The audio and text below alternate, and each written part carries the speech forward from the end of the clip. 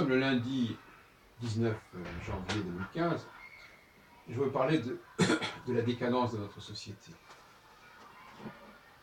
Quels sont les symptômes de cette décadence?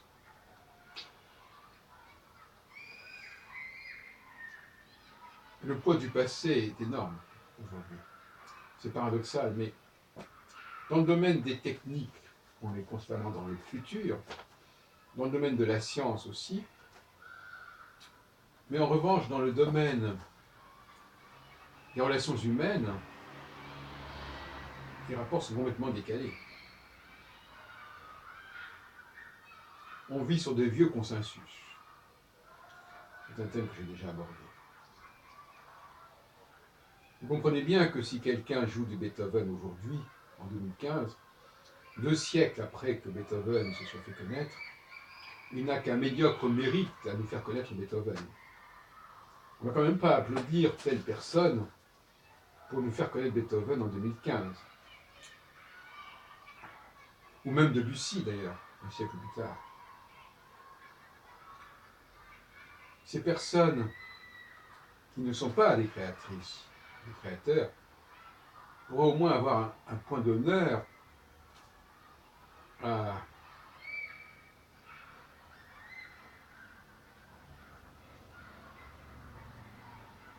faire connaître des auteurs de leur époque, et si possible même des auteurs vivants, qui ne sont pas encore consacrés.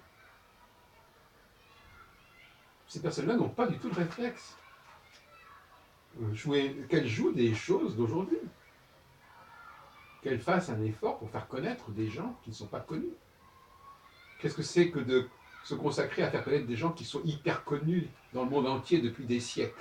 C'est une plaisanterie. C'est avoir une bien maigre idée, une bien faible idée de sa mission sur Terre. Si la mission sur Terre de quelqu'un est de faire connaître des gens qui sont hyper connus, je ne vois pas très bien l'intérêt. Sinon, de se servir de ces gens-là pour se faire mousser soi-même. Et oui, et oui, et oui. C'est notre cas de figure. Mais on aimerait un peu plus d'humilité et de dévouement et de sacerdoce, et que l'on fasse l'effort de faire connaître des gens qui ne sont pas encore connus, et qui sont même encore vivants, qui sont même encore relativement jeunes, peut-être parfois, et que l'on aura découvert. Alors peut-être que soi-même on a découvert Beethoven récemment, mais ce n'est pas le problème. Le fait est que Beethoven n'a pas à être découvert. Quand bien même découvrirait-on d'ailleurs une œuvre méconnue de Beethoven ou inconnue, ça n'est pas suffisant, ça c'est un travail d'historien. Ce qui nous intéresse, parce que même des auteurs extrêmement importants, je parlais l'autre jour de Berlioz, ils ont marqué leur époque, mais ce qu'ils ont fait a été repris, donc ce n'est pas nouveau. C'était nouveau à l'époque, c'était important à l'époque. Mais ça ne l'est plus. C'est comme dans le domaine du cinéma. Ce qui est intéressant, c'est de nous parler de gens qui sont marquants aujourd'hui et qui vont marquer aujourd'hui leur époque. Ce qui nous intéresse, c'est d'être confronté à la nouveauté immédiate d'aujourd'hui. Comment se fait-il qu'on soit descendu si bas dans ce domaine-là? Comment se fait-il qu'on joue des choses qui sont éculées quasiment? Bon. Je crois que les gens doivent se laisser aller à leur sensibilité, même s'ils ne connaissent pas un auteur, ils ne sont pas habitués à son nom. Parce qu'effectivement, il y a le poids des noms, il y a des noms qui sont connus et on a envie de les connaître ce qu'ils ont fait. Mais que les gens se laissent aller à leur sensibilité, tout simplement. Qu'ils apprécient d'abord l'œuvre avant de savoir de qui elle est. Les médias ne font pas leur travail dans ce sens-là non plus. Le seul domaine où il y a une sorte de modernité, entre guillemets, c'est celui de la musique de variété. Alors là, oui, effectivement, on va vous sortir le dernier disque d'un tel ou d'un tel. Mais dans le domaine de la musique contemporaine, comme on dit, dans la musique d'aujourd'hui, mais la musique, disons, à la hauteur de Beethoven et pas celle d'Edith Piaf ou d'Enrico Macias, il y a un retard considérable. Et en même temps, ce qui est le pire, si vous voulez, c'est qu'il y a des tas de concerts. Donc la structure de concert, elle existe. Les pianistes, ils existent. Mais ils ne font pas leur travail et ils n'ont pas le bon programme, ils n'ont pas le bon répertoire. C'est ça le problème. Donc finalement, le pire, c'est que on a un produit qui se substitue au produit qu'il faudrait avoir. C'est ça le grand problème. C'est cette espèce de, de duperie, en quelque sorte. Des gens qui ne font pas ce qu'on attend d'eux, ce qu'ils sont supposés faire, qui utilisent des structures, des intitulés, qui sont vides de sens par rapport aux enjeux d'aujourd'hui. Vous me direz, oui, mais c'est bien que les gens connaissent Beethoven aujourd'hui. Non, je ne le pense pas, non. Je ne pense pas. Je pense que ce n'est pas la priorité. Je pense que les orientaux veuillent jouer du Beethoven, ça c'est leur problème. Parce qu'eux-mêmes, ils ne sont pas le berceau de la musique classique et contemporaine. Mais nous, en Occident, on ne peut pas jouer à ce petit jeu-là. Donc qu'il y ait des pianistes coréens ou japonais ou chinois qui jouent des œuvres classiques, ça c'est leur problème. Mais ce n'est pas notre tasse de thé. Il nous revient d'être beaucoup plus dans la modernité, à la source des choses. Et non pas de ressasser des vérités éculées, et qui ne sont même plus des vérités, parce que comme j'ai dit tout à l'heure, la nouveauté d'hier n'est plus la nouveauté d'aujourd'hui. Alors on me dira, oui, mais ce qui est important, ce n'est pas la nouveauté, c'est la profondeur, c'est le message.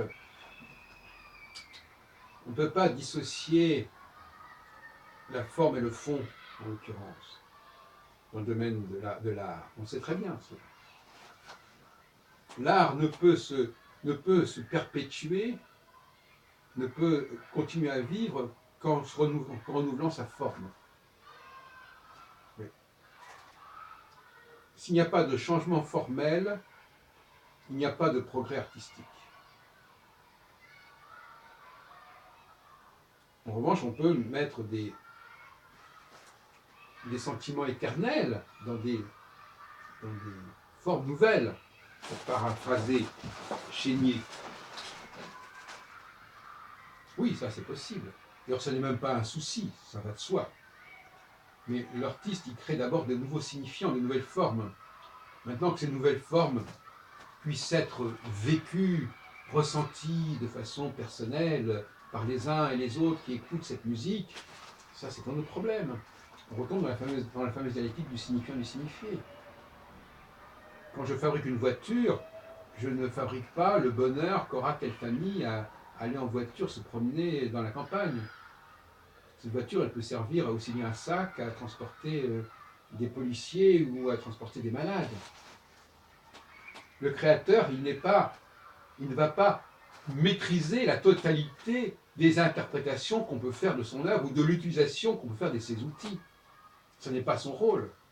Il doit faire un outil qui soit aussi utilisable que possible, aussi universel que possible. Mais il ne va pas recenser ou choisir telle et telle signification ou telle et telle compréhension de son œuvre. Ce n'est pas son problème. Et là, effectivement, il y a le rôle de l'interprète qui peut effectivement comprendre les choses à sa façon. Mais ce n'est pas une raison pour autant, même si effectivement on peut jouer Beethoven à sa façon aujourd'hui, ce n'est pas une raison pour autant pour renoncer à cette idée de se servir de nouveaux outils et d'essayer d'exprimer ce qu'on a exprimé à travers de nouveaux outils et non pas toujours à travers les mêmes outils. Là aussi, il faut arriver à se renouveler dans sa façon, c'est qu'il faut arriver à s'affirmer avec de nouveaux outils et pas avec les anciens outils. Par exemple, je pense que quelqu'un peut jouer ma musique et trouver son expression personnelle à travers ma musique. Il n'a qu'à faire le travail pour cela. Ça lui permettra de se renouveler, de se rechercher et de faire un travail justement d'approfondissement, de compréhension de cette musique, de façon à pouvoir se l'approprier. Mais s'approprier une musique nouvelle, ça peut s'approprier un outil nouveau, c'est autrement plus intéressant que de s'approprier des anciens outils, des anciennes formes, bien évidemment. Parce que là, on joue un rôle social majeur. Et notre société est malade de cette carence. Parce que c'est un cercle vicieux. Si personne ne fait l'effort de faire connaître des outils nouveaux, dans le domaine artistique notamment, dans le domaine philosophique aussi, dans le domaine astrologique, enfin peu importe, si dans tous ces domaines-là où il y a une créativité à l'œuvre, on ne fait pas connaître ce travail, eh bien la société dépérit parce que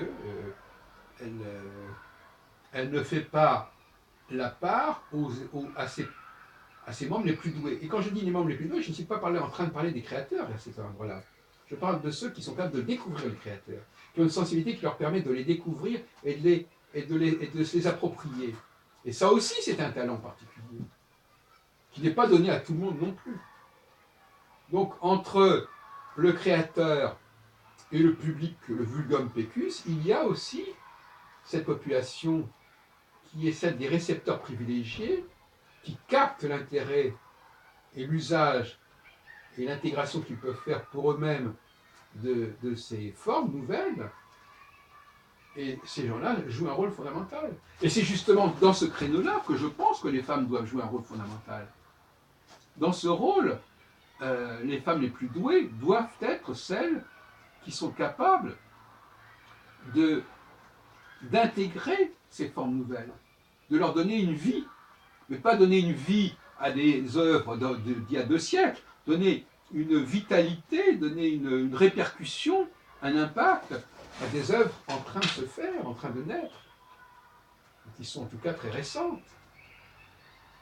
Je crois qu'il y a là un maillon faible, un maillon manquant, un chaînon manquant dans notre mode de fonctionnement social, qui est extrêmement regrettable, et qui est dû largement au fait que les femmes, au lieu de savoir ce qu'elles ont à faire, elles font des choses dans des domaines où elles n'ont pas à être, elles essaient de rivaliser avec les hommes alors qu'elles n'en sont pas capables, alors qu'elles pourraient les compléter. Je reviens toujours sur cette idée de complémentarité dont on nous rebat les oreilles, quoique maintenant on n'ose plus trop utiliser cette expression-là parce que ça laisserait entendre je ne sais pas quoi.